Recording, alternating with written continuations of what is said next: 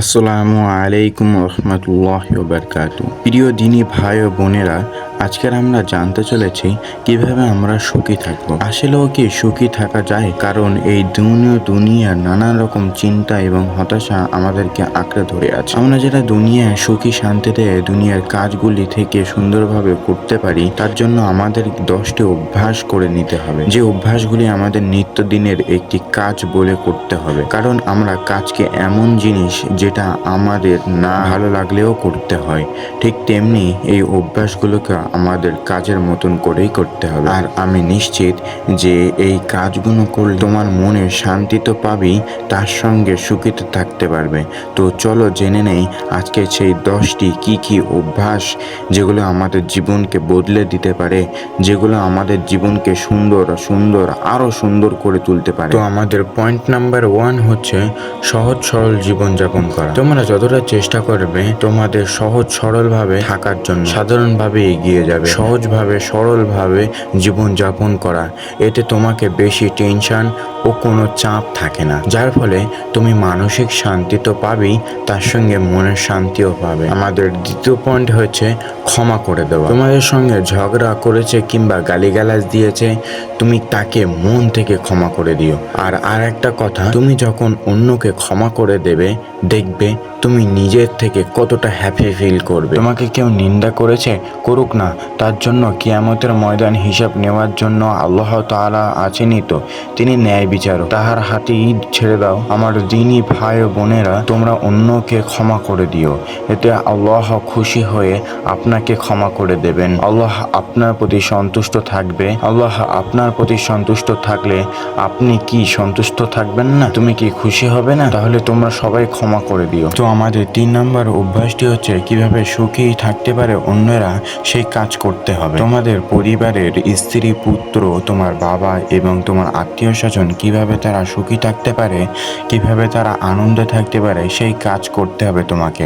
কারণ তুমি তাদেরকে মুখে হাসি ফোটালে নিজের মুখেই হাসি ফুটবে। এমনটা হয় না যে অন্যরা হাসলে নিজেকেও হাসি লাগে, ঠিক তেমনি অন্যকে খুশি করলে নিজেরই কেমন খুশি ফিল হবে, দেখবে একবার তোমরা ট্রাই করে দেখো। এরপর আমাদের 4 নম্বর পয়েন্টটি হচ্ছে যেটি আছে সেটিকে নিয়েই সুখী থাকা। কারণ আমাদের থেকে যারা দুর্বল, একটু নিম্নে, তাদের দুবেলা দুমুঠো ভাত খেতে পারে না।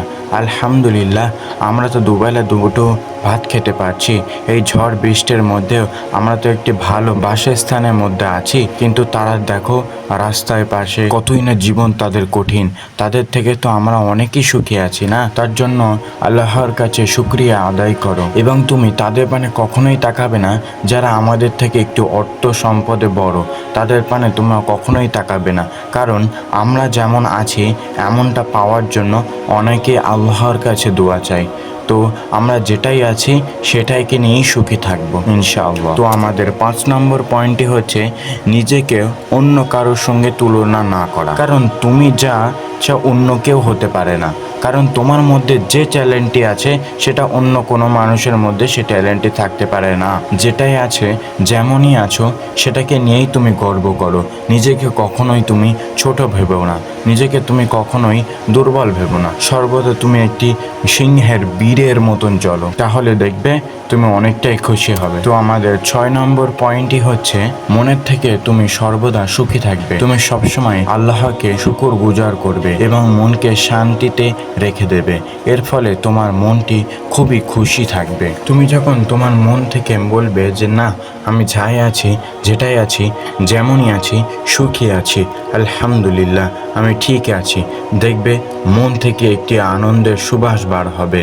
এবং তখন তুমি অন্য কেউ যদি তোমাকে কটু কথা বা কোনো বিষয় নিয়ে তোমার দুঃখ যদি থেকে থাকে, তাহলে গিয়ে তুমি চুপ থাকবে। কারণ সেই সময় শয়তান তো অসহসা দিতেই থাকবে, এবং তুমি যদি চুপ করে থাকো তাহলেও সেই চুপ করে থাকার মতন জবাব আর কিছুই হতে পারে না। তো এরপর আমাদের 7 নম্বর পয়েন্টে হচ্ছে বড় কিছু আশা না করা। কারণ তুমি একটি সাধারণ পরিবার থেকে তুমি যদি আশা করেও আমার একটা ব্র্যান্ডেড নিউ গাড়ি যদি থাকতো তাহলে খুবই ভালো হতো, এটা কি আদৌ সম্ভব? এমন আশা করবে না। যেটা তোমরা পাবে না সেটাকে নিয়ে আশা করলে তোমার সেই আশাকেই তোমার মনকে ভেঙে দেবে এবং সেটা তোমার দুঃখের একটি কারণ হয়ে দাঁড়াবে। এমন আশা কখনোই করবে না। যেটা দিয়েছেন, যেটা আছে সেটাকে নিয়েই খুশি থাকো। এমন সময় আসবে তোমার সেই বড় আশাটিকে আল্লাহ কবুল করে নেবে এবং সেই আশাটাও তোমার পূর্ণ হয়ে যাবে। তুমি কি এটা জানো যে তোমার পরিকল্পনার চেয়ে আল্লাহর পরিকল্পনা সব থেকে বেশি এবং সব থেকে বড় হয়? তুমি যেটা পরিকল্পনা করেছিলে তার থেকে বড় কিছু হবে, যার আশা তুমি করো নি। তো এর জন্য তোমরা আল্লাহর কাছে থেকে নামাজ আদায় করো এবং আল্লাহর কাছে দোয়ার মাধ্যমে চাও, নিশ্চিত আল্লাহ তা কবুল করিবেন। এরপর আমাদের 8 নম্বর পয়েন্টটি হচ্ছে, অন্যরা না মূল্য দিলে হতাশা হওয়া যাবে না। কারণ এই দুনিয়ার মানুষের কাছে তোমাকে যদি না মূল্য দেয় তাতে তোমার কোনো যায় এসে যায় না। কারণ সেই মহান রব্বুল আলামিনের কাছে তুমি যদি একটি মাহবুব বান্দা এবং পেয়ারা বান্দা হয়ে থাকো, তাহলে এই দুনিয়ায় মানুষ যদি তোমার কাছে মূল্য না দেয় এবং তোমাকে গুরুত্ব না দেয়, এটা তোমার কোনো যায় এসে যায় না। কারণ আমরা মহান রব্বুল আলামিনকে খুশি করবার জন্য এই দুনিয়াতে এসেছি, মানুষকে খুশি করবার জন্য নয়। তাই অন্যরা যদি তোমাকে পাত্তা না দেয় এবং তোমাকে গুরুত্ব না দেয়, তাকে তোমরা ভালো সেজে তাদের সঙ্গে ভালোভাবে কথা বলার চেষ্টা করবে, তাদের সঙ্গে ভালো ব্যবহার করবে। এরপরেও যদি না হয় তাহলে তাদের থেকে তুমি দূরে চলে এসো এবং সেই মহান রব্বুল আলামিনের প্রতি স্মরণ করো। সেই আল্লাহ যদি তোমার প্রতি সন্তুষ্ট হন, তাহলে মানুষ সন্তুষ্ট হয়েছে কি না হয়েছে সেটা রব্বুল আলামিন দেখতে আসবে না। এরপর আমাদের 9 নম্বর অভ্যাসটি হচ্ছে আশাবাদী হওয়া। তোমরা বেশি বেশি আশাবাদী হবে, কখনো হাল ছাড়বে না। আমি 7 নম্বরে বলেছিলাম বড় কিছু আশাবাদী হবে না। বড় কিছু যেটা আমরা হয়তো পাবো না তেমন আশা করতে আমি বারণ করেছি, কিন্তু এই নয় যে আমি আশা করতে বারণ করেছি। এবং তোমরা আশা করতে ছাড়বে না, তোমরা সর্বদা আল্লাহর কাছে কিছু না কিছু আশা করবে, এতে তোমার মনটিও খুবই ভালো থাকিবে এবং তোমরা তারই সঙ্গে নামাজ, রোজা, হজ, জাকাত করার চেষ্টা করবে এবং এটা মুসলিম হয়ে করা আবশ্যক। তুমি যদি ইসলামের পথে এসে যাও তাহলে তোমার মধ্যে কোনো দুঃখ, কোনো ক্লান্তি, কোনো কষ্ট থাকিবে না। এরপরে আমাদের লাস্ট 10 নম্বরে যে অভ্যাসটি আমাদের কোনো ক্লান্তি ও কষ্ট হবে না এবং আমরা সুখে থাকতে পারবো, সেই অভ্যাসটি হলো সেই মহান রব্বুল আলামিনের প্রতি স্মরণ করা। সেই মহান রব্বুল আলামিন কিভাবে খুশিতে থাকে সেই কাজ আমাদের করতে হবে। কারণ একটি মানুষকে, দুনিয়ার মানুষকে তুমি যদি কোনো কাজ করে দাও, সে নিশ্চয়ই সবার শেষে তোমার কিছু পারিশ্রমিকও দেয় কিংবা পুরস্কারও দেয়। ঠিক সেই ক্ষেত্রে মহান রব্বুল আলামিনের প্রতি তুমি যদি আল্লাহর দেওয়া আদেশ পালন করো, নিশ্চিত আল্লাহ তোমার সেই জান্নাতুল ফিরদাউস নসিব করিবেন এবং সেই জান্নাত পাওয়া যে পেয়ে গেল সেই সফল হলো। কারণ আমাদের এই দুনিয়াটি ক্ষণস্থায়ী।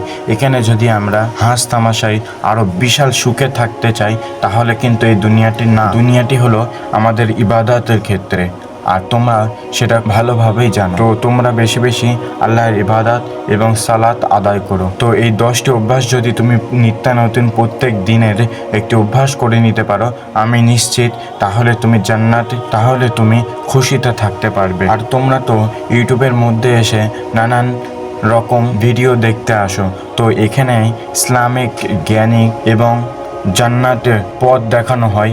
সেই এমনই যদি তোমাদের ভালো লাগে তাহলে গিয়ে সাবস্ক্রাইব করে রেখে দিও।